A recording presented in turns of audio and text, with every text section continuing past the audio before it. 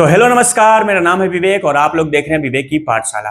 आज हम उस टॉपिक को कवर करने वाले हैं जो आपके 12 बोर्ड एग्जाम में 5 से 10 नंबर पक्के करा देंगे। जी हाँ, आज हम पढ़ने वाले हैं क्लास 12 के स्टोरी और उनके राइटर्स के बारे में। पूरे 5 से 10 नंबर के प्रश्न आते हैं आपके एग्जाम में, जो मिलान करने वाले के रूप में होते हैं और कुछ ऑब्जेक्टिव के रूप में भी होते हैं। अगर जिनको पढ़ने आता है इंग्लिश तो भी ठीक, और न पढ़ने आता है तो भी ठीक, क्योंकि आज मैं इस टॉपिक को ट्रिक के माध्यम से कराने वाला हूं और उम्मीद करता हूं कि आप ये प्रश्न भूलेंगे नहीं, जिंदगी भर नहीं भूलेंगे। अगर आपको सामने ऑप्शन आ जाए तो बिना कहे हुए आप टिक मार के आइएगा और मिलान करके आइएगा।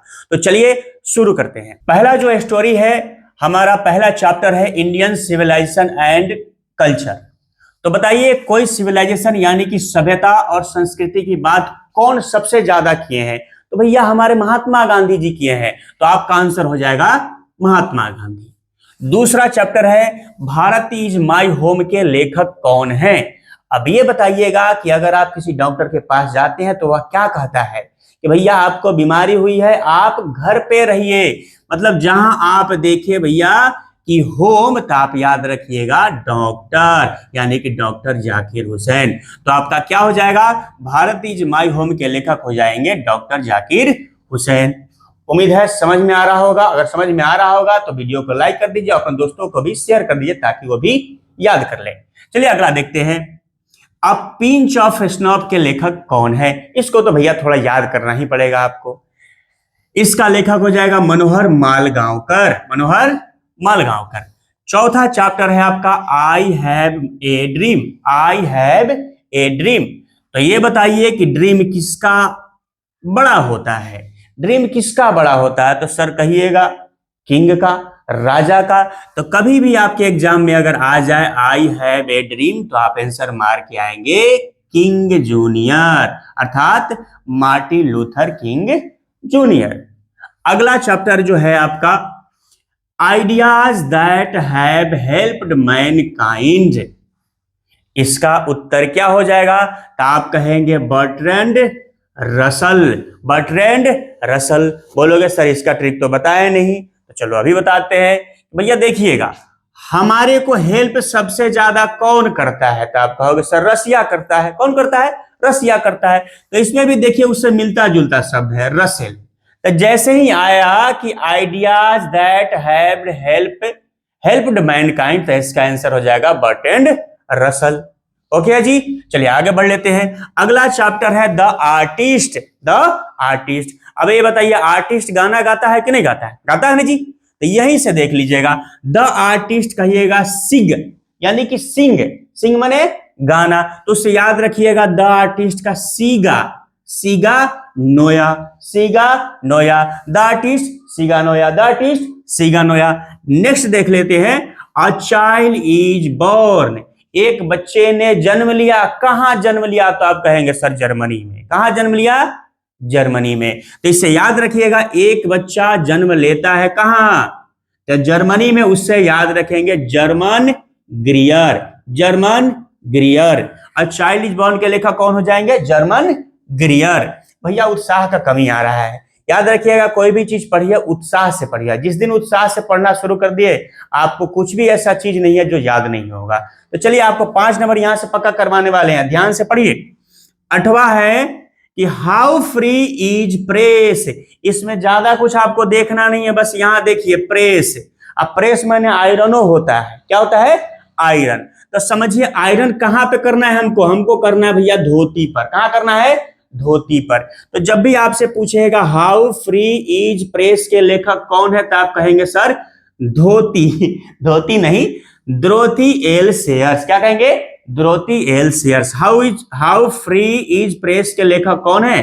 द्रोथी एल सेयर्स। चलिए नेक्स्ट देख लेते हैं। The earth. The earth. तो इसका ट्रिक समझ लीजिए। अर्थ में का ई और एची बेट्स में का भी ई। देखिएगा किस मिलान करने वाले में बीच में ई आ रहा है, तो जो आएगा वही हमारा आंसर हो जाएगा। तो बोलिए द अर्थ के लेखक कौन हो जाएंगे? H E Bates. The earth के लेखक एच ई बेट्स। चलिए अगला देख लेते हैं। 10वां है इंडिया थ्रू ट्रेवलर्स आई। इंडिया थ्रू ट्रेवलर्स आई। अब बताइए कभी आप सफर किए हैं? आप सफर किए होंगे तो देखिएगा उसमें महिलाएं जो होती है दिन भर बाक बाक बाक बाक करते रहती है। तो बस इसी से याद रखिएगा कि इंडिया अगर आप घूम रहे हैं, यानी कि याद रखिएगा इंडिया थ्रू ट्रेवलर्स आइज के लेखक कौन है? तो ट्रेवलर्स जैसे ही आएगा तो कहिएगा बक बक, मतलब Pearl S Buck, Pearl S Buck. अब बताइए इंडिया थ्रू ट्रेवलर्स आइज के लेखक कौन? तो Pearl S Buck, Pearl S Buck. अगला देख लेते हैं। अगला है अ मैरिज प्रोपोजल, मतलब एक विवाह का प्रस्ताव। तो जब भी आप विवाह का प्रस्ताव कहीं लेके जाते हैं तो आपको बढ़िया बढ़िया चीज सीखने को मिलता है कि नहीं मिलता है? अरे समोसा हुआ, लिट्टी हुआ, मिठाई हुआ, चखते हैं कि नहीं चखते हैं? तो उसी से याद रखिएगा अ मैरिज प्रपोजल के लेखक कौन है? एंटन चेखो, एंटन चेखो मतलब चखना। तो अ मैरिज प्रपोजल के लेखक कौन हो गए? एंटन चेखो। समझ में आ गया होगा? उम्मीद है अगर समझ में आ गया होगा तो जरूर वीडियो को लाइक कर दीजिएगा। अब अगला हम देखेंगे इसके पोएट्री सेक्शन को, और पोएट्री सेक्शन का लेखक अभी धज्जियां उड़ाते हैं बस 2 मिनट में। अब हम लोग देखने वाले हैं पोएट्री सेक्शन।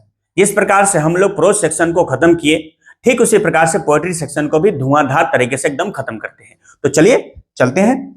पहला जो आपका चैप्टर है पोएट्री सेक्शन का, sweetest love I do not go.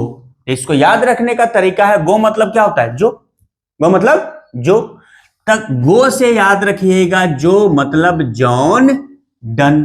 तो अब बताइए sweetest love I do not go के पोएट कौन है? तो आप कहेंगे जॉन डन। क्या हो जाएगा? John Donne. याद करने का तरीका गो जो, गो जो। समझ में आ गया? तो चलिए दूसरा पे चलते हैं। दूसरा है सॉन्ग ऑफ माई सेल्फ। भैया इसको याद कर लीजिए, सॉन्ग ऑफ माई सेल्फ का ये याद कर लीजिए, Walt Whitman, Walt Whitman, song of myself Walt Whitman. तीसरा now the leaves are falling fast, now the leaves are falling fast, इसका हो जाएगा W.H. Auden, W.H. Auden, W.H. Auden. चलिए चौथा देखते हैं टू ऑटम। ऑटम इज क्या होता है बच्चों? पतझड़। ऑटम इज क्या होता है? पतझड़, या फिर बसंत ऋतु भी कहा जाता है। तो यह बताइएगा बसंत ऋतु के समय में जैसा कि आज चल रहा है, लोग काइट्स उड़ाते हैं कि नहीं उड़ाते हैं? मतलब पतंग उड़ाते हैं ना जी। तो इससे याद रखिएगा कि टू ऑटम के पोएट कौन हो जाएंगे? John Keats. उसी काइट से याद रखिएगा कीट्स। क्या? तो पतझड़ के मौसम में, बसंत ऋतु के मौसम में लोग काइट्स उड़ाते हैं, उसी से याद रखेंगे जॉन कीट्स। चलिए अब नेक्स्ट देखते हैं। नेक्स्ट है एन एपिटाफ। एन एपिटाफ का मतलब होता है कब्र पर बना हुआ शिलालेख, जिस पर कुछ लिखा होता है उसको कहते हैं एपिटाफ। तो गांव देहात में तो जानबे करते हैं, लइकवन से जहां कुछ दिखा पोस्टर या फिर कुछ मिट्टी पर या फिर पत्थर पर लिखा हुआ तो ढेला उठा के लगता है मारने। तो बस उसी से याद रखिएगा एन एपिटाफ का राइटर क्या हो जाएगा? वाल्टर ढेला मारे। तो आप ढेला मारे नहीं कहिएगा, आप कहिएगा वाल्टर डी ला मेयर। तो बताइए एन एपिटाफ के लेखक कौन हो जाएगा? Walter de la Mare. मतलब जैसे एपिटाफ देखे ढेला मारना शुरू कर देंगे। छठा number the soldier. The soldier के लेखक कौन है बताइए? सोल्जर जो होता है किसी देश का, वो अपने दुश्मनों को एकदम तोड़ मरोड़ के रख देता है कि नहीं रख देता है? तो उसी से याद रखिएगा कि जो सोल्जर है एकदम ब्रोक कर दिया, किसको? दुश्मन को। तो इससे याद रखिएगा द सोल्जर के लेखक कौन हो जाएगा? Rupert Brooke. ब्रूक माने एकदम तोड़ दिया। चलिए सातवां देखते हैं Macavity the mystery cat. Macavity the mystery cat, इसके लेखक कौन हो जाएगा, यानी कवि कौन हो जाएंगे? टी.एस. एलियट। बोलोगे सर इसको कैसे याद करेंगे? तो देखिए द मिस्ट्री कैट में का टी, शुरू में भी टी और लास्ट में भी टी। तो इसमें भी देखिएगा, आप देखिएगा ऑप्शन में किसमें फर्स्ट में टी और लास्ट में टी है, तो वही हमारा आंसर हो जाएगा। चलिए नेक्स्ट देखते हैं फायर हाइमन के लेखक कौन है? तब ये बताइएगा कि कोनो दारू पी के एकदम आग लगा देता है कि नहीं लगा देता है? कहता है एकदम आग लगा देंगे, आग लगा देंगे, आग लगा देंगे। तो बस उसी से याद रखिएगा कि फायर यानी कि आग, हाइमन आग कौन लगाएगा? तो दारू वाला लगाएगा। आग कौन लगाएगा? दारू वाला। इसे याद रखिएगा KKN दारू वाला। बताइए फायर हाइमन के लेखक कौन हो जाएंगे, कवि कौन हो जाएंगे, तो कहिएगा केकी एन दारूवाला। अब नेक्स्ट देखते हैं स्नेक। स्नेक के पोएट कौन है, तो आप कहेंगे सर डी एच लॉरेंस। कौन है, डी एच लॉरेंस। यानी सांप आप देखें और लवे लवे निकल गए वहां से, तो इससे याद रखिएगा लवे लवे से लॉरेंस, लवे लवे से लॉरेंस। सांप देखना है, लवे लवे निकल जाना है, मतलब उसे याद रखिएगा लॉरेंस।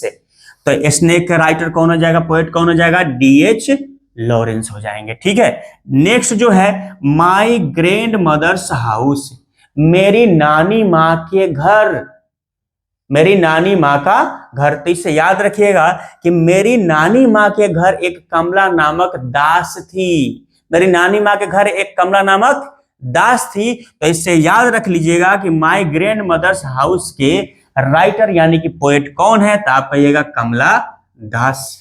तो अब हमने पूरा टॉपिक को खत्म करा दिया। एग्जाम में अब आपका 5 से 10 नंबर तो निश्चित पक्का होने वाला है। बस इसको ध्यान से पढ़िए, रटिए और समझ के लिखने का भी प्रयत्न कीजिए। और वाकई में मेरा मेहनत और मेरा पढ़ाने का तरीका अगर आपको पसंद आया होगा तो अपने दोस्तों को भी शेयर करिए और वीडियो को लाइक कर दीजिए और चैनल को सब्सक्राइब कर दीजिए। धन्यवाद।